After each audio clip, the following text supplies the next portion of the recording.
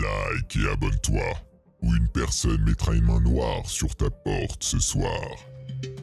Malgré toute notre technologie moderne, il est toujours possible de devenir désespérément et complètement perdu presque n'importe où. Et lorsque cela se produit, les chances que vous soyez trouvé sont hors de votre contrôle, et presque sans aucun doute empilées contre vous. Cela inclut les cas que je vais vous montrer. Numéro 10. Lorsque la police arrête cette camionnette, ils trouvent deux suspects et une femme innocente à l'intérieur qui est liée par le métal. La survivante paniquée parle à la police de son ex-petit ami, Jack Morgan, et de son nouveau petit ami, Samuel Brown, qui l'ont tiré de son appartement de Las Vegas, lui donnant des coups de pied et des cris, et l'ont fourré à l'intérieur du véhicule. Jack Morgan et Samuel Brown avouent finalement qu'ils avaient planifié cet enlèvement depuis plus d'1 an, bien que les détails n'ont jamais été rendus publics. Pourtant, la femme secourue n'a aucun doute qu'ils auraient pris sa vie si la police n'avait pas intervenu. Et à en juger par le déséquilibre de son ex-petit ami à l'arrière de la voiture de police, elle avait probablement raison. Numéro 9. 6 heures après qu'une fillette de 2 ans, nommée Kameya Vix, avait été portée disparue par elle-mère, il fait plus de 100 degrés dehors et la police peigne au passé fin de la forêt brûlante de Savannah. Géorgie pour toute trace restante de l'endroit où se trouve la petite fille, la zone boisée est couverte de verdure dense et il est difficile de distinguer quoi que ce soit devant eux.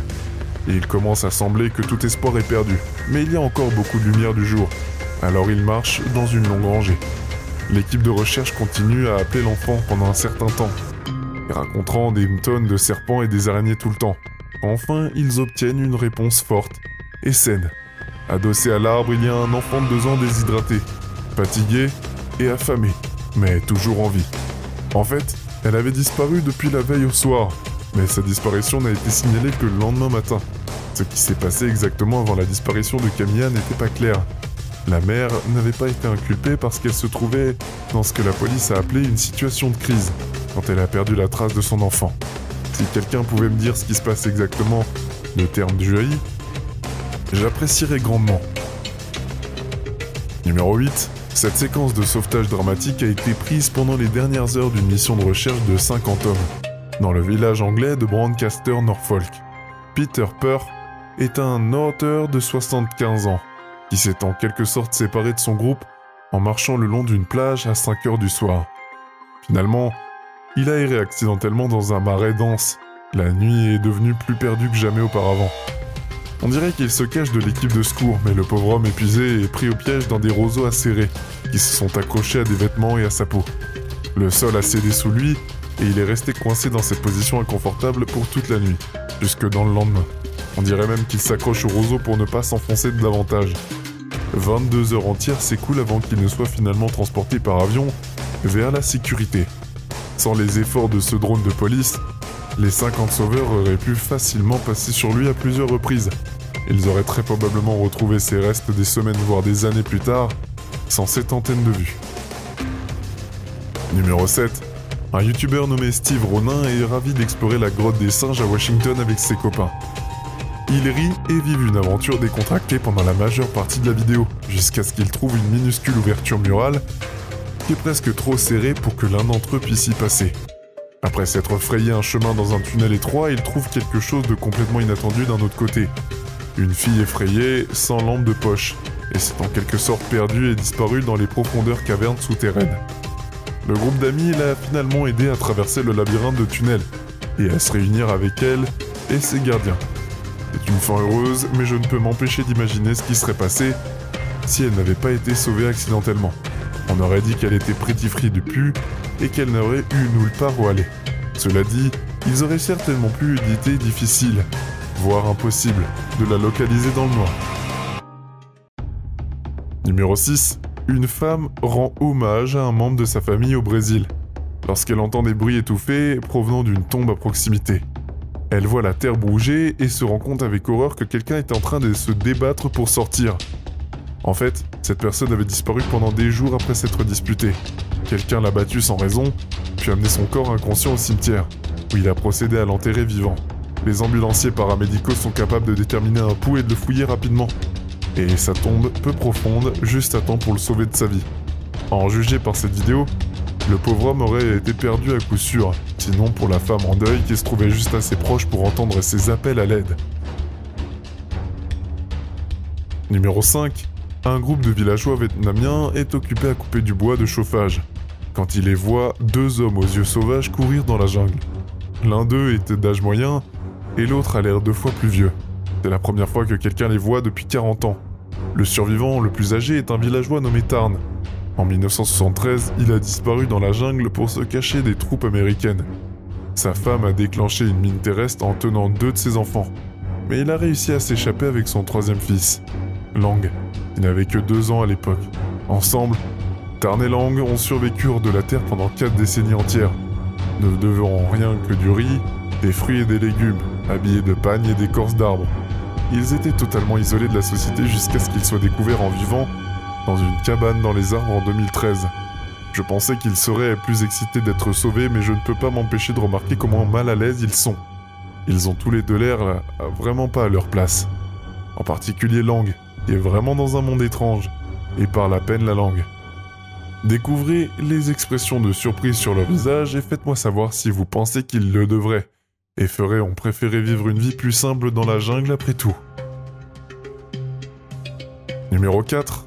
Un jeune garçon de la ville de Weifang en Chine disparaît alors qu'il joue avec des amis. L'enfant de 3 ans se sépare en quelque sorte du groupe et plonge à 33 pieds dans un tuyau vertical avant de rester coincé dans une section particulièrement étroite. Maintenant, une dizaine de pompiers travaillent dur pour l'atteindre avant qu'il ne fasse le plein de 300. Le pied tombe droit vers le bas. L'air vicié et sale est potentiellement continé là-bas. Leur première étape consiste donc à pomper de l'hygiène frais pour l'enfant et à l'aide de tuyaux et de réservoirs avant qu'il ne s'évanouisse. L'enfant était à nouveau capable de respirer et il le surveille patiemment avec des caméras et essaye de trouver le moyen le plus sûr et le plus efficace de l'emmener au-dessus du sol. C'est une situation qui n'est pas encore vraiment extrêmement tendue, car un fond mouvement pourrait l'envoyer encore plus loin au-dessous. En même temps, attendre dans trop longtemps aurait inévitablement été le même résultat. Si vous parlez la langue, dites-moi ce qu'ils disent. Après plus de 2 heures de planification minutieuse, ils parviennent enfin à retirer l'enfant en utilisant des cordes et des harnais de sécurité. L'enfant va bien physiquement, mais je ne peux pas m'empêcher de me demander à quel point cette émotion intense, les dommages se manifesteront plus tard dans la vie. Numéro 3. Aldi Adilang. À 19 ans et gagne à vie sa peine, son pêcheur en Indonésie, une nuit alors qu'il dort profondément, son petit radeau de pêche se détache accidentellement du quai et flotte vers la mer. Il ressemble à un navire robuste, mais en juger par sa taille, le petit radeau était probablement destiné à naviguer sur les rivières, jamais sur le vaste océan. Alors imaginez son horreur absolue quand Aldi se réveille à des kilomètres de la terre, sans savoir comment s'y retourner et retour à la maison. C'était le début d'un voyage de 49 jours qui a failli mettre fin à ses vies, et les fournitures ne durent pas vraiment quelques jours avant de tomber à néant. Après quoi, Aldi survit en mangeant poisson et filtre avec l'eau de mer à travers sa chemise. Son petit engin n'a pas de moteur ni de pagaie, et chaque jour il est destiné à obliger de voyager quoi que ce soit la direction des eaux, et en volant le porte. De nombreux navires le croisent sans réfléchir. Enfin, après avoir parcouru plus de 80 miles sur l'océan Pacifique, ce grand navire parcourt assez près pour capter son Rhino CD. Il se retourne immédiatement pour aider. Aldi doit encore nager une très longue distance à travers l'océan ouvert jusqu'à ce que ce bateau ait attrapé sur l'échelle. Cela aurait été terrible de se laisser aller et de sombrer dans l'océan après être arrivé si loin. Mais heureusement Aldi reste fort et vit pour rencontrer toute sa vécu et l'épreuve en personne. Numéro 2. Les scientifiques mesurent les niveaux en neige à divers endroits dans des Andes, lorsque leur hélicoptère s'arrête brièvement dans une cabane de montagne isolée pour se réapprovisionner. À l'intérieur, ils trouvent le cadre émacié de Roal Gamoes, un homme porté disparu depuis 4 des mois scientifiques. Ils avaient voyagé du Chili à l'Argentine en moto, lors d'une panne mécanique qui l'a forcé à quitter la route. Il a trouvé refuge et a survécu, et tout ce qu'il a pu trouver dans les mois qui ont suivi, principalement des raisins secs qui ont été laissés dans la cabane et des rats qui l'ont attrapé, dans un piège fait maison. Raoul était à l'origine appelé un héros, mais apparemment il essayait d'échapper à une sombre histoire. Le rusé survivant aurait fui les pays après avoir été accusé d'avoir forcé lui-même sur un enfant. Le dernier que j'ai pu trouver, les fonctionnaires ont demandé ce qu'il soit envoyé au Chili pour y être jugé. Malheureusement, Je ne sais pas s'il a jamais été repris ou refroidi en justice. Numéro 1. Anna Anderson était une jeune fille de 16 ans qui est l'obsession de longue date de James DiMaggio, un ami de la famille âgé de 40 ans. Un jour, James prend une photo et sort toute la famille d'Anna avant de brûler son garage. Ensuite, il emmène Anna de San Diego en Californie au backwaters de l'Idaho, contre sa volonté. Elle est occupée à craindre pour sa vie quand un groupe de cavaliers repère les deux au hasard d'entre eux dans la forêt. Ils n'y pensent que plus tard lorsqu'ils reçoivent une alerte sur leur phone avertissant de la disparition d'Anna. Les cavaliers ramènent les autorités au camping où ils ont vu Anna pour la première fois. Et maintenant, un avion du FBI surveille chacun de leurs mouvements à des milliers de pieds dans les airs. C'était le moment exact où Anna aperçoit l'avion et demande de l'aide. Elle continue de faire signe de l'aide pendant que James s'occupe du feu de camp, le dos tourné. S'appuyant sur sa bravoure et sa vitalité, Anna est capable d'alerter discrètement les autorités sans dessiner des soupçons. Le FBI ont su qu'ils ont trouvé leur cible et envoient rapidement leur escouade à pied. Il y a un court échange des coups de feu à la fin, Anna est en sécurité et James n'est plus vivant.